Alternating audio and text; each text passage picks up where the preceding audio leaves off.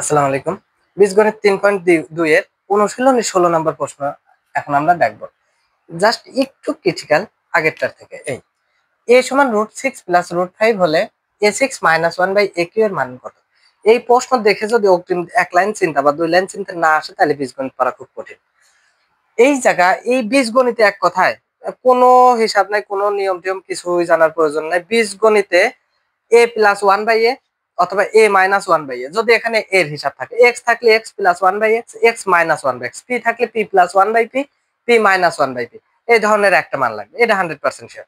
তাহলে এই জায়গা আছে কি a মাইনাস 1 আছে না, তাহলে a মাইনাস 1/a, তার মানে a minus 1/a, a minus 1/a এই মানটা আমার লাগবে। এইটা বুঝে যাওয়া যে কার কার মান লাগবে সেটা নিয়ে আসাই খুবই ইম্পর্টেন্ট। কার কার মান লাগবে সেটা অগ্রিম অন্তত চিন্তা করতে পারাই লাগবে।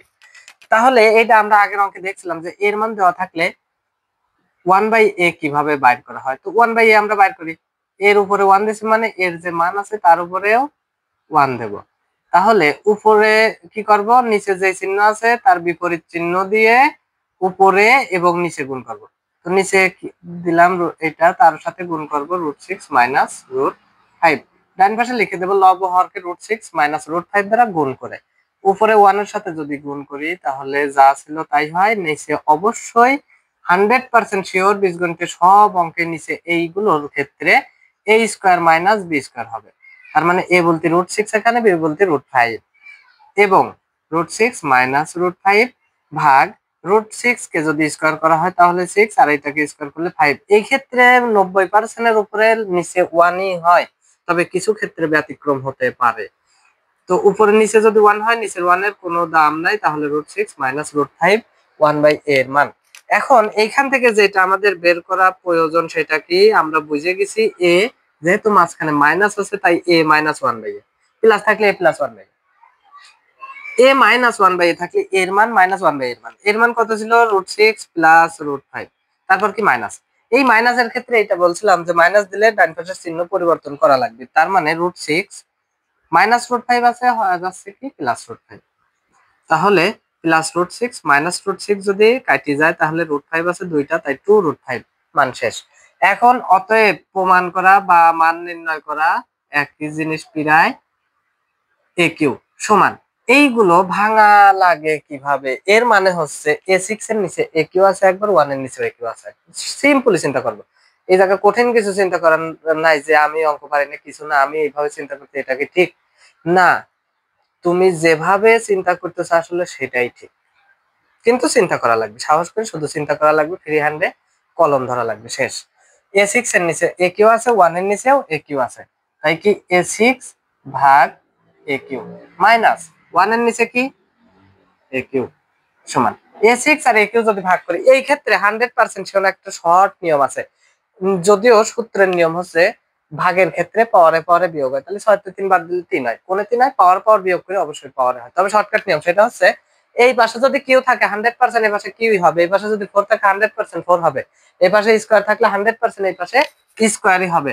তার মানে এই পাশে কিউ আছে, তার মানে এই পাশে এ কিউই হবে, 100% শিওর। যদিও নিয়ম আমার জানা উচিত, ভাগের ক্ষেত্রে পাওয়ারে পাওয়ারে বিয়োগ, তো 6 আর 3 বিয়োগ করলে 3, শেষ। Minus 1/aq। এখন কিন্তু আমাদের দেখে মনে হচ্ছে এখন পরিচিত, আগের যে অঙ্কটা করছে এখন দেখে মনে হচ্ছে পরিচিত যে aq মাইনাস bq এর সূত্র। aq মানে বীজগণিতে এই 100% এই জিনিসটা একটা a আর একটা b, এই দুইটা নিয়ে চিন্তা করা লাগবে। তো a b কি দেওয়া থাকলে আমার ধ্যান নেই, প্রথমটা a পরেরটা b, শেষ। তো aq মাইনাস bq এর সূত্র হচ্ছে a minus b whole cube, a minus b whole cube. এই কিউ এর সূত্রের ক্ষেত্রে যদি কিউ দুইটা আলাদা আলাদা থাকে, হোল কিউ না, কিউ আলাদা আলাদা থাকলে মাইনাস থাকলে মাইনাসের সূত্র, প্লাস থাকলে প্লাসের সূত্র। a minus b whole cube, আর প্রথমে মাইনাস হলে পরেরটা প্লাস, 3ab ইনটু এই পাশে প্রথমে এবং শেষে দুইটা এক হবে, a মাইনাস 1/, সূত্রগুলো এইভাবে আস্তে আস্তে টেকনিক করে মুখস্থ করা লাগে প্র্যাকটিসের উপর ভিত্তি করে। তো ভগ্নাংশের ক্ষেত্রে মানে লব আর হর যখন থাকে তখন এই নিয়ে কখনোই টেনশন করা লাগে না। তো a মাইনাস 1/, এর মান কত? 2√5, 2√5, তার উপরে কি আছে কিউ, তারপর কি প্লাস 3 ইনটু 2√5। কেন? এই যে 3 করতে 3 এটা ইনটু আকারে আছে মানে গুণ, তারপরে এটার মান হচ্ছে 2√5, শেষ। 2√5 এর কিউ করব কিভাবে? আগের অঙ্কে দেখাইছিলাম, 2 একবার কিউ করব, √5 একবার কিউ। 2 কে কিউ করলে 8 এবং 2 গুণ আকারে ছিল তাই ইনটু দিলাম। √5 কে যদি কিউ করি তাহলে যেহেতু বিজোড় সংখ্যা তার মানে 5 একটা থাকবে আর √5 আর একটা থাকবে, 5 √5। এই জিনিসটা কিন্তু বোঝা খুব ইম্পর্টেন্ট। অর্থাৎ √5 3 বার গুণ, আগের অঙ্ক যারা দেখি নাই তারা দেখি, √5 যদি 3 বার গুণ করি তাহলে প্রতি দুইটার জন্য একটা রুট উঠে যায়, তাহলে 5 আর একটা √5 থেকে যায়, তাহলে 5 √5। এই সিম্পল সমাধানটা জানাও কিন্তু খুবই ইম্পর্টেন্ট শর্ট প্রশ্নের ক্ষেত্রেও। 3×6 √5, ৫টা কত হচ্ছে 40 √5 প্লাস 6 √5, 40টা √5 আর 6টা √5, 46টা √5। এই যোগ করা যেন ঝামেলা না হয়, এই জায়গায় সিম্পলি চিন্তা করা লাগবে। তবে অনেক সময় এইটার রুট আছে √5, এটা √3 থাকতে পারে, সেক্ষেত্রে ভিন্ন বিষয়, একটু কায়দা কৌশল আছে, সেটা দেখাবো পরে। তো এই ছিল আজকের অঙ্কর সমাধান।